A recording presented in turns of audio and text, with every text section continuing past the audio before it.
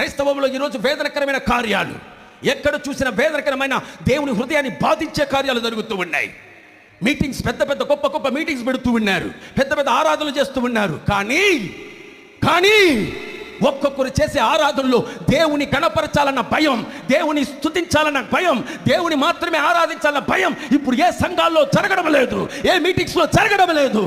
ఎక్కడ చూసినా ఫెమిలియర్ అవ్వడానికి చూస్తున్నారు, వారికి వారే ఫోకస్ అవ్వడానికి చూస్తున్నారు, వారికి వారే హీరోలా చూడాలని చూస్తున్నారు. ప్రతి ఒక్కరి యొక్క దృష్టి దేవుని కనపరచాలన్న దృష్టి పోయిందే.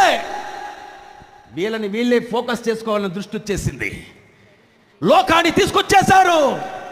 సినిమాలో ఎలాంటి ప్రోగ్రామ్స్ చేస్తున్నారో అలాంటి ప్రోగ్రామ్స్ ఈరోజు క్రైస్తవులు జరుగుతున్నాయి.